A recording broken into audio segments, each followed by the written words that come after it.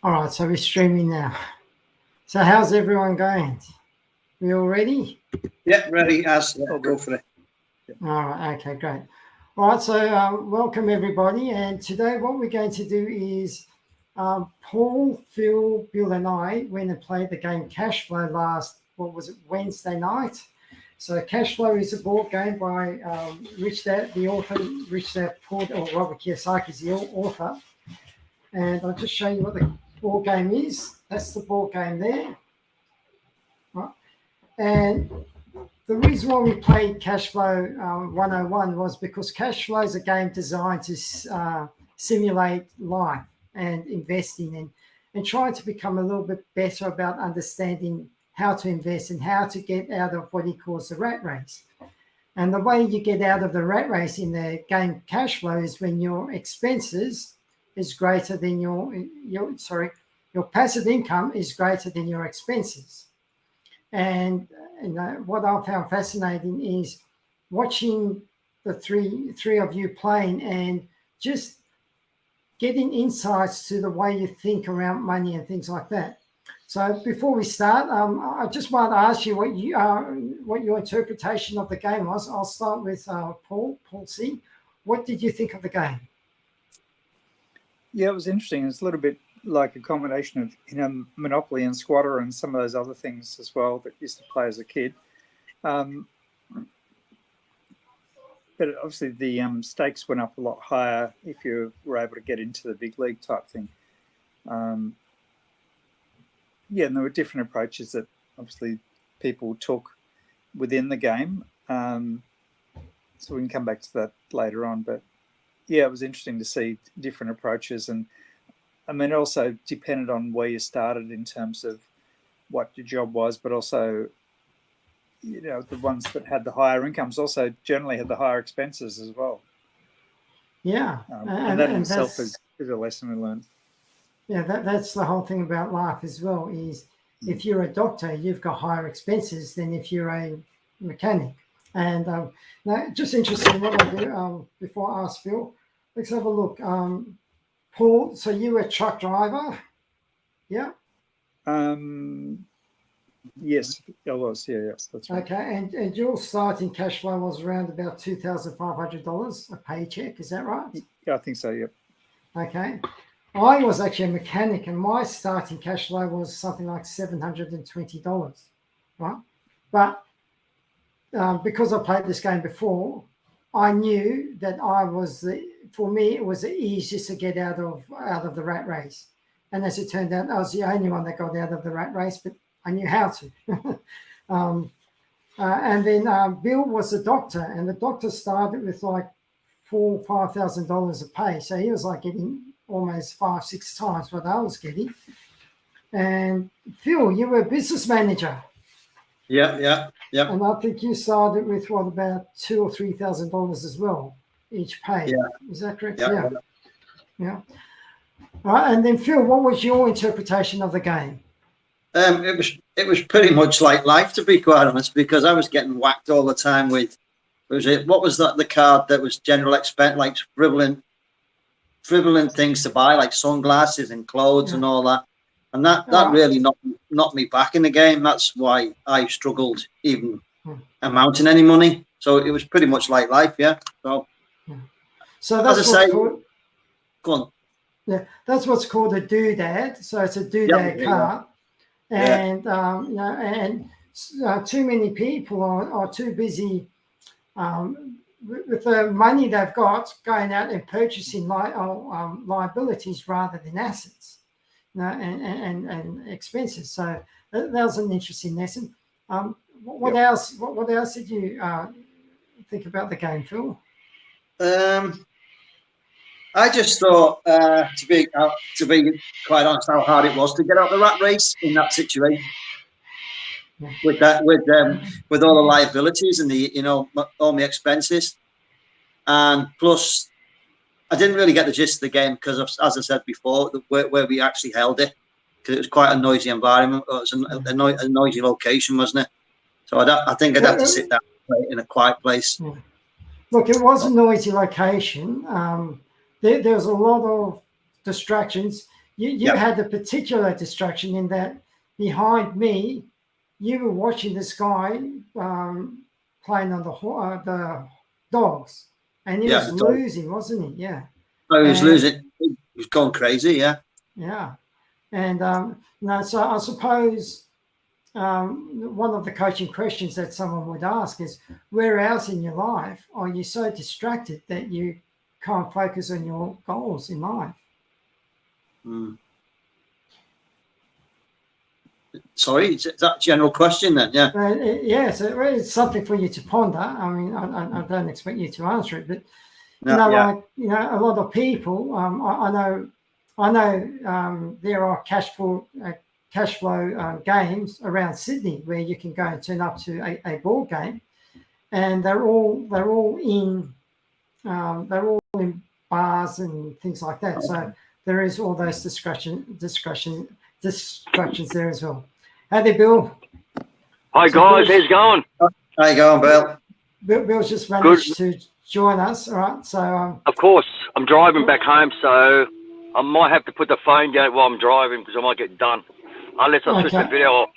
I can hear you, Paul. I can hear you. Okay. Well, before you go, let's just ask, what was your initial interpretation of the game?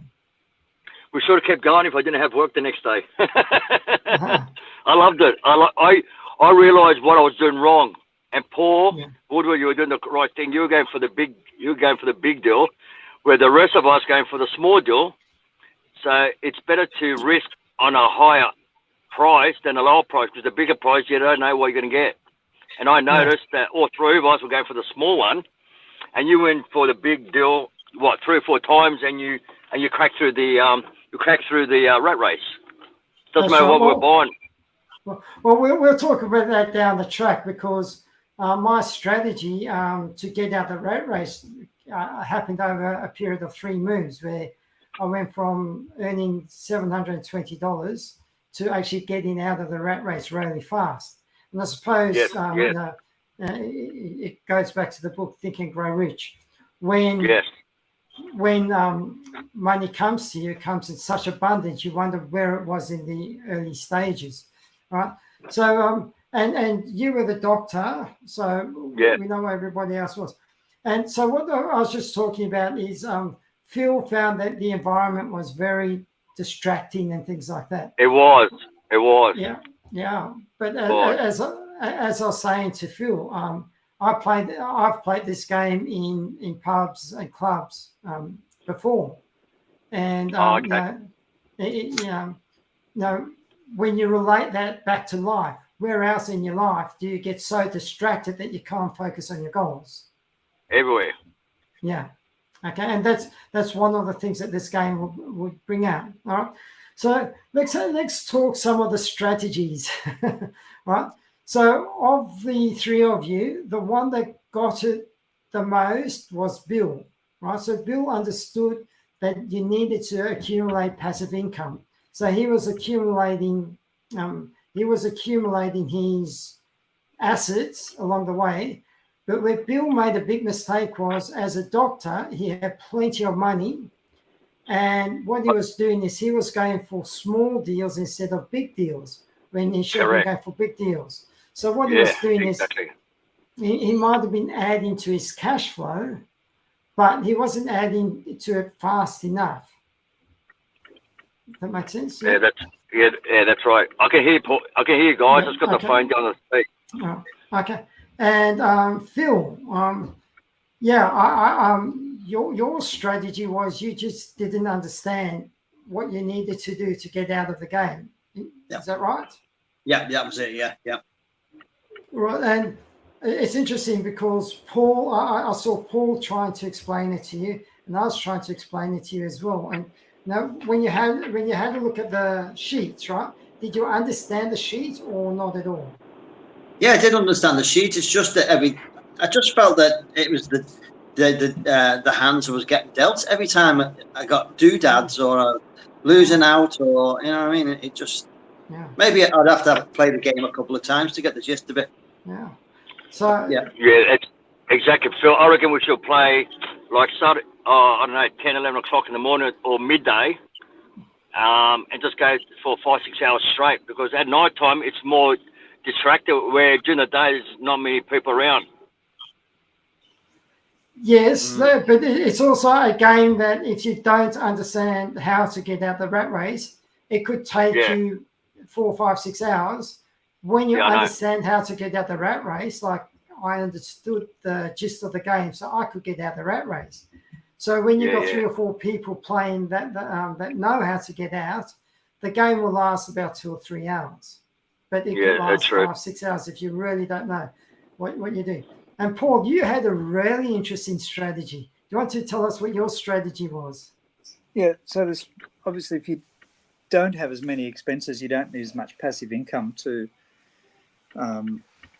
get out. And you know, that has actually been a strategy in real life at times to minimize expenses. You know, I'm not a consumerist. I don't go for the doodads and things like that. So, you know, at times that also means that if you're forced into a situation, it's more survivable as well, or you're not taking away as much of your resources. It doesn't do...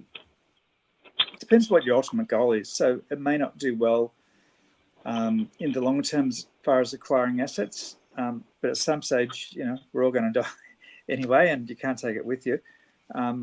So part of it's around enjoying, I guess, life now. You know, taking care of the things. You know, I've got an older car that's really reliable. And you're talking about your old car as well, Paul. It's been around for a long time. One of the last cars I had was 19 years old. I mean, I bought it new and actually kept it for the whole time, so I knew it.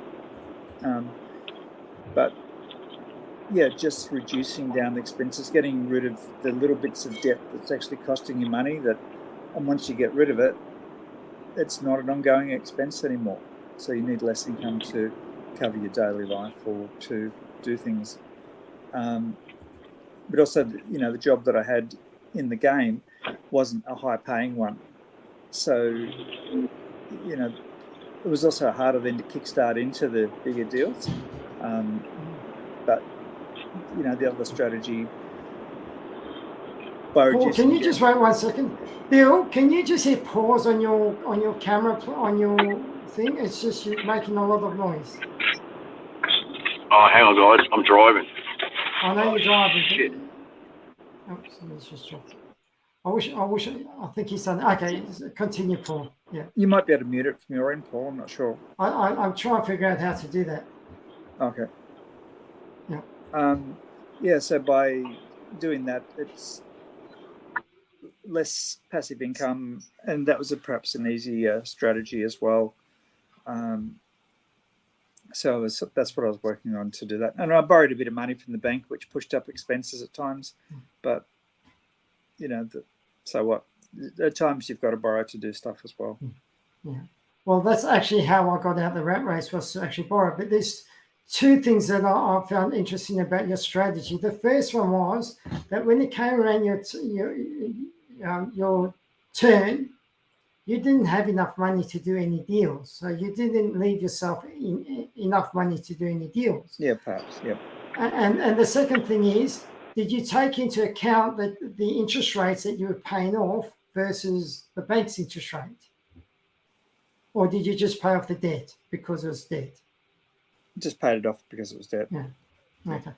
And that was, you know, did you end up paying off your home loan or not? No, I just paid off some of the smaller ones, like the credit card and something other else. I can't remember what it was.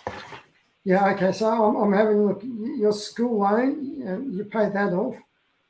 Did you figure out what the actual interest rate you were paying on the school loan was? Was it more or less than 10%?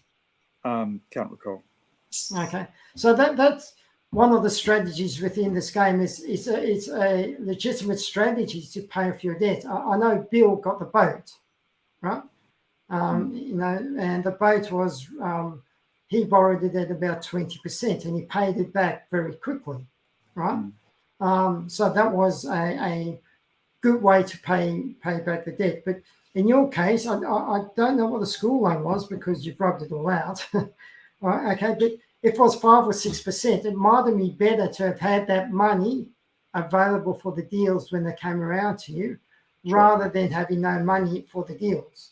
Because then when you borrow, you're borrowing at 10% rather than having that 5. It's kind of like your home loan, right? So that's right. Yep. The home loan's running at about 5% now. So, if you borrow at 10% in real life, okay, it's better not to. It's better to actually reduce your mortgage and borrow against your home loan and just pay 5% versus 10%. So you just need to be aware of the numbers within that. But I thought that was a really interesting strategy, and I saw you explaining it to Phil. Phil, did you understand what Paul was doing? Oh yeah, I understood what he was doing. Yeah, it's just that I didn't seem to get the opportunity in the game because of the way the dice fell every time. That's all it was with me. Yeah. So there's people that go through life saying, I always get the bad hand. Okay, and I know that recently, I don't know up until 4 weeks ago, but I know until recently, you've been getting a very good hand, haven't you? No, we discussed that before. So what was your strategy that you were trying to work on, Phil, to get out? Or did you have none? My strategy was just to try and get as much money behind me, and then try and look for a big deal, but it never seemed to come out. You know what I mean? I just thought trying to amount as much money as you just possibly can, and then it's like when I bought the shares, and I bought them at, say, what was it, $10, and I just all of a sudden I got dealt the card, a doodad card, and then I lost 50% of the shares then straight away, and it was like wow, and that was a big hit for me. Yeah, because I was up to about 30. Yeah, and this happens in real life. But now you put a lot of money into buying one share, and then it had a bad thing, and it halved in price. Yeah. But then, had we played 2 more rounds, right? That share would have gone from $1 to, I think it was $40 or $30, right? So had we played that other round and pulled that card out, all of a sudden, even though you lost half, you would have still made a substantial amount of money that would have given you enough money to actually start doing the big deals. Yeah. And when you actually have a look at my strategy, what I did is I was only earning $700, right? So the first thing that happened to me was I got the charity card where you can throw 2 dice. Remember that? Yeah. Okay. And I was fortunate because every time I threw the dice, I got high numbers. So instead of getting 1 paycheck per round, I was sometimes getting 2. So instead of getting $720, I was getting $1,440. So that helped me to build up enough money in the for the small deals. And I initially started with the small deals. And when I got the card, I got a OK for you or something card. And I bought that at $5, I think it was. And I was trying to explain to you, like it doesn't give you any cash flow. But if that goes from $5 to $10 and then you sell it, you double your money. Well, as it turned out, I went from $5 to $30. So all of a sudden, I had $6,000. Yeah. All right. And that $6,000 allowed me to start looking at the big deals. So when I went and I got the big deal, the first big deal I got, I couldn't afford it. But Bill, who was a doctor who had plenty of money, could afford it.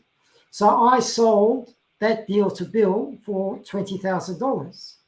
And there's a win-win for both of us because it was a massive deal for Bill because it helped him get closer. He needed to get like $9,000 or something of passive income to get out the rat race, which is really hard. I only needed to get something like $1,200 to get out the rat race.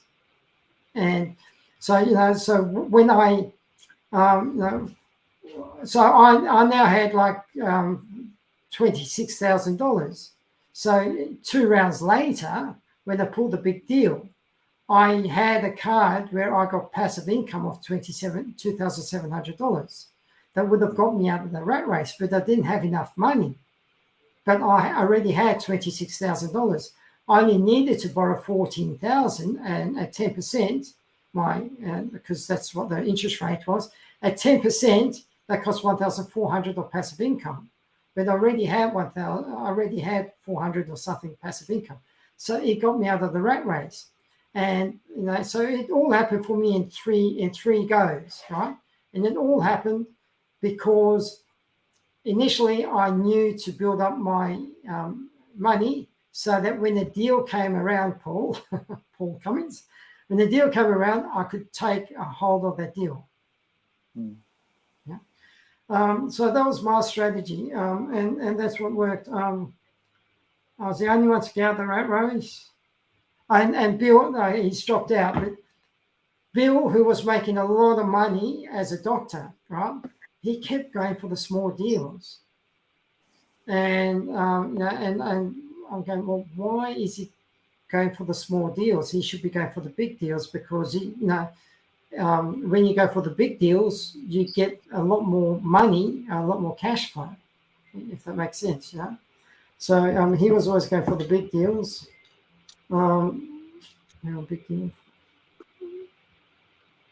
Yeah, and the way I got out was to actually end up going into business and getting my own automated business, right? So thinking about the whole game and going through what we're going through now, what do you think you could have done differently, Phil, to have helped you get out of the rat race? I think I could have gone for the different strategy where I was trying to amass too much money and not doing any deals. But do you know what I mean? At first, when I was playing the game, I didn't even realize that you had the option of doing a small deal or a big deal. Yeah. And that's when that light did shine halfway through it. I went, wow, just wait there. I've had the wrong strategy here from the beginning. Yeah. And I should have been going for bigger deals. So that's what set me down the track of never achieving, a goal of escaping, to be quite honest. Yeah. And again, when we say, how does that apply to you in your life? Okay. And a lot of people will go through life and not become financially educated. And so they don't see the deals when they come their way. And that's what this game is all about. And this is what Think and Grow Rich, the book we're going through, that's all about, is to change your mindset so that you can see the deals when they come. Right? I think we were talking about Cash FX, right? You went into this scheme called Cash FX. No, I was with Hyperverse. Hyperverse. All right, okay. Yeah. And I'm with Hyperverse as well. And Hyperverse is one of these internet scams. I knew it was a scam straight away. I hope no one's not watching this. But I had a different strategy to you when I went into Hyperverse, right? You went to Hyperverse to try and get some free money, didn't you? Yeah. Yeah. When I went into Hyperverse, I just did a swap with somebody who was taking vitamins and minerals. And I said, well, I got vitamins and minerals. Why don't you buy from me instead of from someone you don't know? And I'll invest some money into Hyperverse. And if it works, it works. I'm happy. If it doesn't work, well, I've still got a customer that's buying the vitamins and minerals off me, if that makes sense.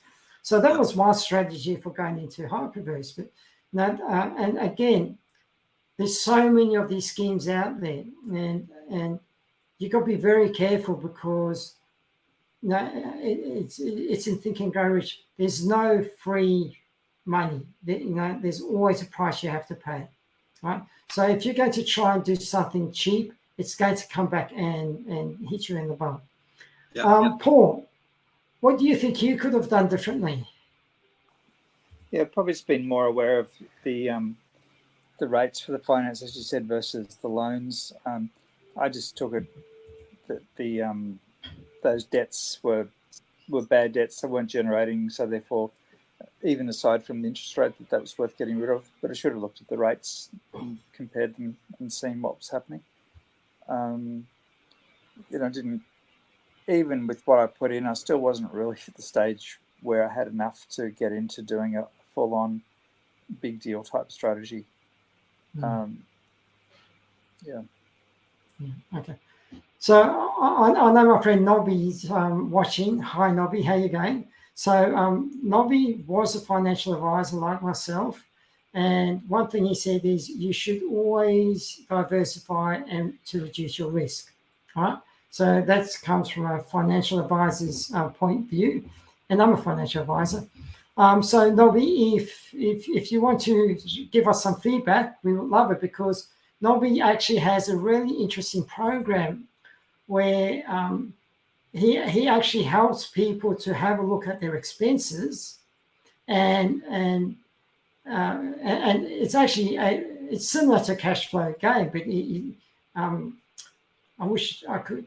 Hey Nobby, if you can get on and see if you can explain your game.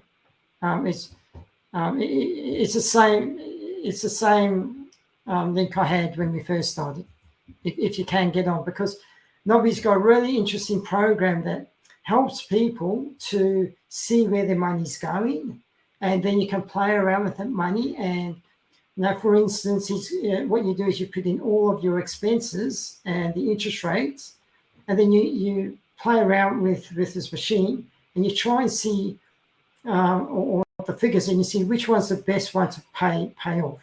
Right? Okay, so we've got Bill back. Bill, I know your phone overheated. Bloody thing. Yeah. So what I was asking Phil and Paul, what do you think you could have done differently to get out of the rat race faster? Who, myself or Phil? No, you. Me? Go for the big deal cards. Better. Yeah, I agree. And what do you think? That's a good question. What do you think Phil or Paul could have done, and myself? Well, the thing was, Paul. The thing was, because I was a doctor, I was earning so much income, and the other two guys had very minimal income. They were getting all those cards to pay this and that. That's why Phil got stuck all the time, and so did Paul. So if I think if Paul didn't get that big debt, I reckon it would have been close to getting out. You got to remember that I actually was the one earning the least amount. I was only earning $720. Yes, I know. Yeah. I know. So I was, but where I lucked in was the first role I got went on to the charity league, and I managed to get three double throws of the roll of the dice, which allowed me to acquire some cash flow or some money to buy some shares. All right. What about Paul? What do you think Phil or Bill could have done to get out? Yeah, I think it's just managing, what you've got, looking for the opportunities. I mean, sometimes you need to go big, sometimes you need to go small and just consolidate. So, there's never, and you've got to, I guess, adapt to circumstances like you do in life as well. The people that go off spending stuff and end up with the big credit card bills, they're going to be stuck for a long time. Yes, correct. I agree with that. Interest rates are just so high on those sort of cards. I mean, I've been in a situation where I've actually had to borrow on credit cards years ago just to pay the credit card. And I got into that trap for probably 6 months where I didn't have anything to do it. No, and that's a really interesting thing, when you're talking about credit card debt and all that. And I've got my Visa card statement there. I don't actually use Visa that much, but what they do is they say, now how much you'll pay if you pay the minimum amount, and how long it will take you to pay off, and how much actually you pay. So they highlight that, but how many people actually even know that they do that, and how many people actually do this, right? The minimum payment is $30, right? Okay, and I'll pay $11, so on $200. I don't use American Express that much. Now I'm going to pay 11% on $200. It's a lot of money. It is. I know with my Visa card, I think I got $8,000 debt on my Visa card. Now, I'm going to pay it off before the end, because that's what I always do. But $8,000, when I actually had a look at the statement, it said if I pay the minimum amount, I'm going to pay something like $30,000, and it's going to take me 30 years to pay it off. But there's people that actually do that in their lives. It's crazy. Yep. Yeah, you've got to balance it out. Short-term circumstances versus what your aims and what the long-term view is as well. And as you said, Paul, there's people that they just think, your minimum payment, who, without looking at the difference between $24,000 in interest over, pretty much you can almost triple what the original debt is, and that's what you're going to be paying back if you're doing it over that 25-year period. Yeah, it's the same with your home loan. You borrow. Now, the home loans, the interest is a lot less percent, right? Yep. But essentially, you're paying back your house twice over a period of 30 years and more. Yep. Yeah. Phil, what would you think? What would you think other people could have done that you thought might have helped them? Are you asking me, Paul? No, I'm asking Phil. I think you should throw that to Bill, because I'm just. Could you throw that one to Bill, please? I'll do it. I've already asked Bill that one, but okay. Ask me the question again. I was just looking at someone here at the park before I pulled over. All right, okay. So the question was, of myself, Paul, and Phil. Yep. What do you think any one of us, or either one of us, or all of us could have done to get out of the rat race easier, or to make it easier for us to get out? Don't pick that. Wouldn't be able to pick all those cards, the hoodoo cards. I reckon if we just kept going around without picking up cards, we'd be loving it. Hey, Phil? Yeah. We Phil was getting all those bad cards all the time. Yeah. Well, I mean, you got the boat. Remember, you got the boating card where the interest was 20%.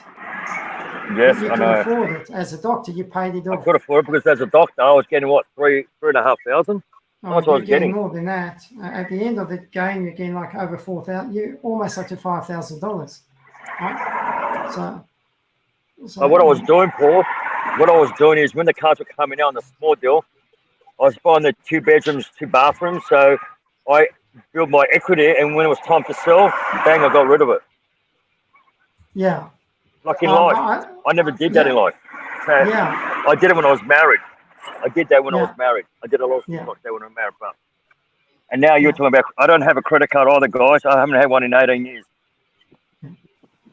Which is good.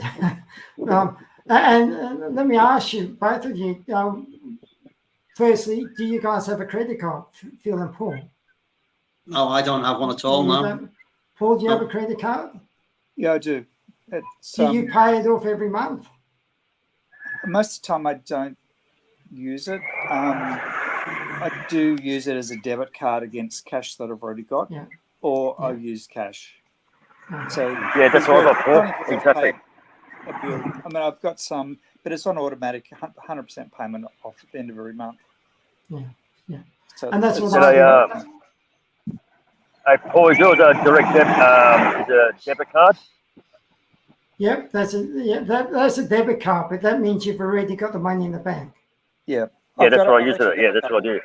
Yeah. I've got some different ones with different banks. I've got a credit card, but with Westpac, who I've been with forever. I do use that occasionally, but it's always paid off at the end of the month. Okay, great. All right, so does anybody have any other insights that they would like to share before moving When we forward? play next? Well, you can go to the doctor next time. Actually, there is one thing that I want to bring up, and it might be a bit confronting for you, Bill, right? Okay. But are you aware of the impact you have or you had when you played the game? Because Paul and myself and Phil turned up to this game and we were all trying to focus on the game, but you were on your mobile phone most of the time. Were you aware of that? Yeah, I know, because I was doing the calculations, remember? Yeah, but you were also you were doing the calculations, but you were also speaking to other people on the phone all the time. It's like you weren't with us. I was with you, but I still understood the game. I just clicked onto the game straight away. Yeah. So I know there might have been a feeling that you weren't with us in the game. You know, it might have come across like you were just doing your turn and then going off in your own world. I was in my own world, you know that. You know what's going on. That's right. Yeah, that's right. Yeah. So just again, where else in your life do you do that? Where else do you have that kind of impact on people? A lot. Just too many people calling me all the time. Or next time we play, I think I'll just switch my phone off altogether. That'll be the best thing. That might be the best thing to do. Because when you get interacted, it's like business. If you get interactions with money and all that and buy things, you get interacted, you might lose a good deal or not a good deal, you know what I mean? It's Absolutely. Like absolutely. And I think one of the problems you were having is that you clicked onto the game, but you didn't click onto the 100% because you were on the phone talking to Dubai, right? And you weren't watching the big deals that I was doing. If you were watching, I was watching the big deals. I was watching the big deals, mate. Yeah, but you were still going for small deals. Yeah, I know. Because I thought going for small deals would be better, but now I know go for bigger deals. Because I thought the smaller deals would build your assets up, but it's actually the opposite. Because you did have a lot of income, but you're going for the big deals, and it was working in your favour. Well, the big deals was when I couldn't afford the big deal, I sold it to you. And that's another strategy that people can do is within the game, there's nothing in the game saying that you can't work together. For me, I sold the big deal to Bill. But like Paul, Phil, there could have been opportunities to sell some of your deals when you came around them and you didn't have the money for them. So again, you got to start thinking out the box. All right. So So any other questions, or are we at a wrap? Yes, Phil. I'm just having a terrible time understanding. There's a terrible noise coming through to me all the time. No, that's Bill. Bill, can you please turn your microphone off? Is that better? Is it off? No.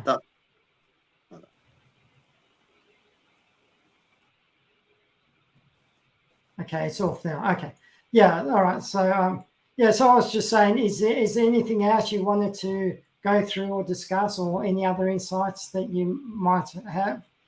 Phil, Paul? No, it's all good. No, it's all good? I'm good, yeah. I'm good, thanks, mate. All right, then. Well, look, thank you. I enjoyed the game. I suppose when you're the only one that gets out the rat race, it feels good. So I did enjoy the game. But I do enjoy the game, and I have played it before. And there's another version called Cashflow 202, where they talk about futures and options trading as well, which is taking your financial education another step higher. Just with regards to some of the deals in Cashflow and 101, when you have a look at a 2-bedroom, 1-bathroom, and it costs $40,000 or $80,000, and you need to put 10% down, and you think, well, that's only happens in America, right? It happens in Australia as well. And I came across a person a year ago who had this computer program that when they got all the data around Australia about property, and what you do is you punch in what you wanted, what you were looking for property. And I was looking for a property that was positively geared and got me 7% per annum. Now, why 7%? Well, if you're getting 7% compounding, it will double in 10 years. So that was the strategy for me, right? And he punched it in, and there were 2 suburbs in the whole of Australia that had that. And the one suburb was in Tasmania, and the houses were going for $80,000. Now, $80,000, if you need 10%, you only need $10,000 to purchase that property, if that makes sense. So there are deals in Australia once you've got the financial literacy, and when you start to know how to, Phil, when we were talking about Anthony, right? Anthony was talking about he's got 5 deals happening in real estate right now. Okay, and his income is no more than yours, if that makes sense. He's just got this financial literacy. Was this the chap you were on about introducing me to, or have a chat with? Yeah,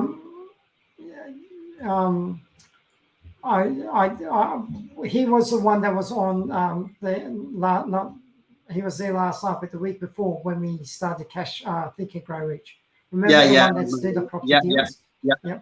So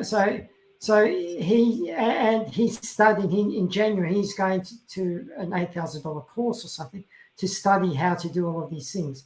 So there's plenty of opportunities out there once you've got the financial literacy. Yeah. And I know that you're on the way, Phil, because I've seen your progress. And I know Paul's got this flight center that he's going to kick ass once he gets it together.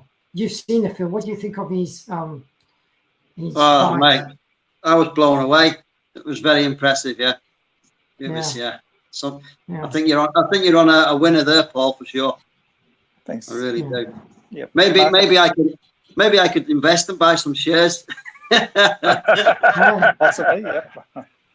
Well, now you're starting to think, like somebody that's looking for opportunities, right? Yeah. There could be an opportunity there. Paul might need some money that you might be able to give to him, and he might sell part of the business as an equity deal within that. You never know. You and Paul go and have a discussion. Who knows? It might or might not. One thing I know is you've got your little business with doing the cars up, and what you've done to those cars is amazing. Oh, that's terrific. That's so good. Oh, and the car looks just so stunning. And when you bought, what was it, Ford Capri or Ford Cortina or whatever it was? Ford Escort. A Ford Escort that you bought for, it was a rust bucket, right? Yeah. And how much was it? 6,000 or 7,000. And I thought, we paid 8,000 for 8,000. You paid 8,000, and my initial thing was, who would spend $8,000 on a Ford Escort rust bucket? But then you show me the final result, and what's the final going price? It's a six-figure sum. The price is still ticking over, and we think he's paid at least 120,000 on it now. 100 and a Ford Escort. So no, that's the financial literacy. I had zero in that area. Both you and Paul said no, it's a good deal. So again, financial literacy is different to everybody as well. Yeah. Right. All right, then with that, sorry, Phil. Yeah, just a quick one. I'll give you a call tomorrow, Paul, just to tee something up. Yeah, sure. And I'll fix that job you need doing. Brilliant. Okay, great. Okay. Thanks, guys. And just to reiterate, Paul Cummins told me that you welded one of his seats, right? So you already got a little bit of a collaboration going. And he was just saying, what a great job you did. It's like you can't even see that it was welded.